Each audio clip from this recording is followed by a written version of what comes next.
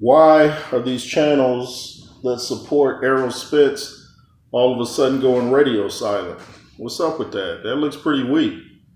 Errol Spence ain't making no excuses. Why y'all making excuses? Go subscribe to my main platform, the J. Roos Theory. This is N.W.J. But on my main platform, I talked about people going radio silent now that supported Spence, crickets. There's even some page I saw talking about Errol Spence fixed the fight, took some money or some nonsense. Dude, you're not going to take punches 9 rounds from Terrence Crawford to fix a fight. If you've ever seen a fixed fight, it usually ends with a phantom punch or a punch that's not hard enough to knock someone down. You'll know it when you see it. If you've laced up the gloves anywhere in the ring or even the backyard or the octagon, you know good and well you're not going to take punches for 9 rounds. And if you don't know, put on some gloves, go in the backyard, go in the ring, and take punches for 3 minutes, 1 round, and tell me how you feel. Now imagine taking that for 9 rounds from someone that punches like Terrence Crawford. Ain't happening. Errol Spence already made millions of dollars. You think he's going to sell out for like what, an extra million? He's going to like put his reputation on the line for what? He's not broke. So what would be the point? You know, platforms and pages like that, they just lose all credibility whatsoever. In fact, if you're subscribed to a page like that, you need to unsubscribe. Don't give these people any time. You're just fueling them and they're just going to keep coming up with this nonsense. Now, I know some things are fixed. I've seen NFL games that are suspect. I've seen boxing matches on Tuesday night fights that were definitely not legit, and I'm not going to name names. I've seen other fighters in fights that weren't legit. This was totally legit. There's no way in the world this fight was fixed. I thought, you know, I've heard the weight drain thing, and that makes more sense. I don't believe it's so. Even Errol Spence ain't making excuses. This is the fanboys. But saying he was weight drained still makes more sense than somebody coming out talking about, oh, it was fixed. Did you see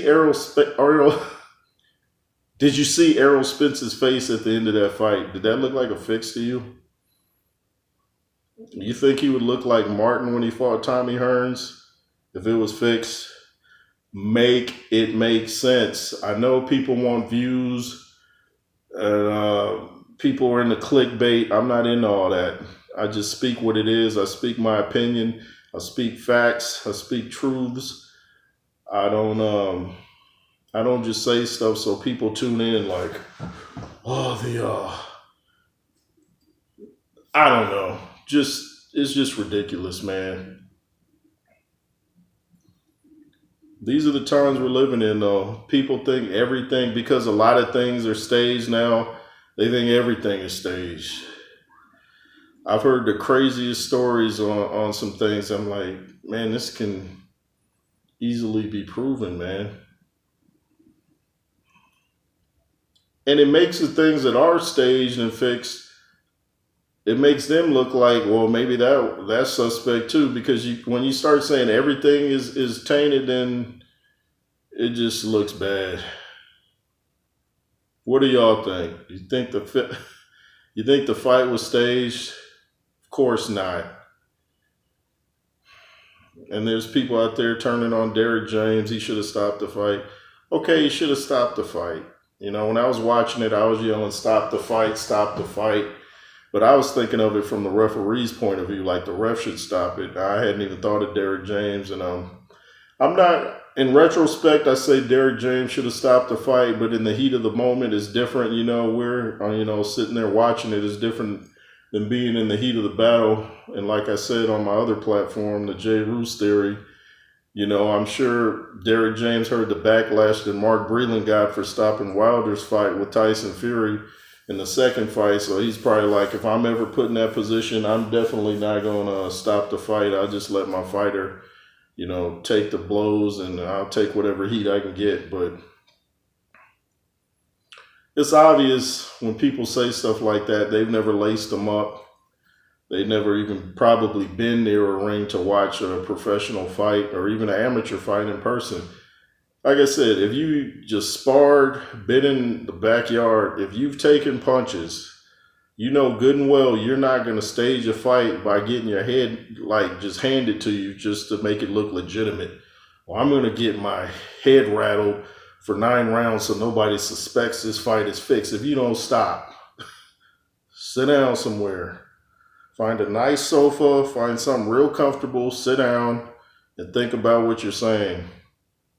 Analyze before you talk. You know, it's best to just sometimes, most of the times, it's best to listen more than you talk.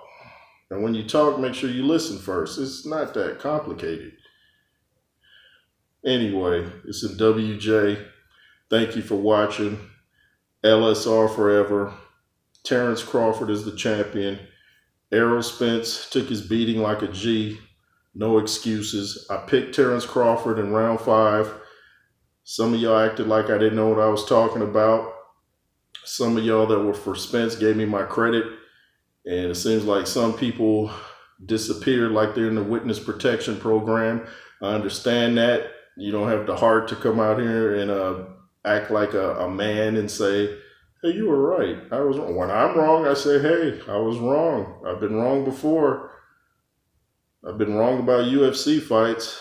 Not wrong about boxing that much. But anyway, like I said, just be a man and admit you're wrong. N.W.J, LSR forever. Thanks for watching. Let me give some shout outs. Andrew Tucker World, Counterpunch Boxing News, Kurt, Boxing Wave, Showbiz the Adult, Viking Samurai, V's Walk Like You Talk TV, Doggy Diamonds TV, Gene Deal. Let's see. I feel like I'm forgetting somebody. Boxing on the Edge, go subscribe to him. He knows a lot about the sport. Tony's Reviews. Shout out to N.W.J. Donaire. You know, he didn't win the other night on the undercard of the Spence Crawford fight. You know, he's 40 years old, still fighting. The announcers keep trying to talk to him about his age. He knows how old he is. If he wants to fight, let him fight. If he wanted to get a job at Walmart, you wouldn't tell him he's too old. So why are you telling him he's too old to do what he likes to do? If he wants to box, let him box. I had the pleasure of talking to him and his wife on Billionaire Boxing TV. Oh yeah, shout out to him. Go subscribe to him. And I got to talk to N.W.J. Donaire a while back. I talked to him and his wife. Shout out to Teofimo Lopez and his dad. I got to talk to his dad on Tony's Reviews. Shout out to James Bashir. You know, he's the best trainer out there. Right-hand man to Emmanuel Stewart back in the day.